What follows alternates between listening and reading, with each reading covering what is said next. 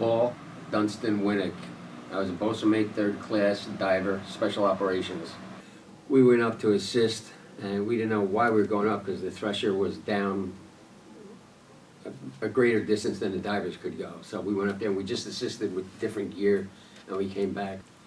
Well, my first experience with the Thresher was once prior to the Thresher going down. It was pulling out into the channel down by what they call DNS piers, destroyer sub piers, and Norfolk Naval Base. They were all parallel to each other going out to Chesapeake.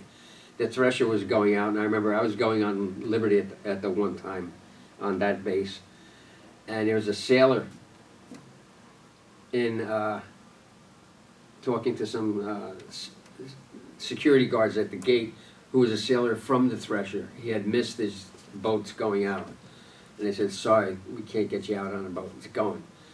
So he was the lone survivor. He didn't make the cruise, and the Thresher went down, I guess a week or so after that. Long story short, he ended up committing suicide later on. But that was my first experience with the Thresher, and when the Thresher happened, they called the divers out, you know, because we did salvage repair, we did everything. At that time, the Navy divers did everything. And we went out and we just helped riding out there. We actually didn't do anything. We just froze a lot in the cold air. But a while later, they did find the Thresher. It imploded. Some ships we were on, depending on the size, we had regular sleeping quarters. Other ships, we would sleep on top of torpedoes or wherever they found room. Yeah, because we were only there for a short period of time. The food was excellent.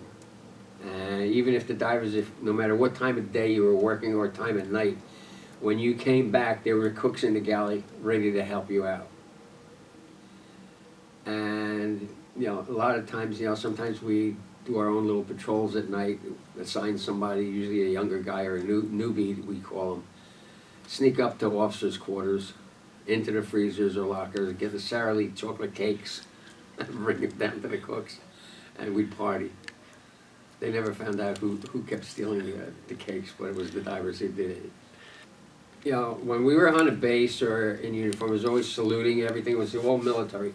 But when we went on a diving job, we knew the diving officer was in charge, but most of the time, he was a younger officer, just became a diver, was assigned to a team and everything. And usually the chiefs and the first class petty officers, they were the guys with the know-how. And all rank was forgotten about. We were one at that time. We all became one. Everybody's input was taken. You know, I can remember one job, we were sitting on a job trying to figure out how something to do, and I came up with a cocky, brainy idea, and it worked. You know, we had to seal something off on the ship, and we couldn't figure out how to do it, and I says, "Well, get a bicycle tube and put it together. We'll pack it in there."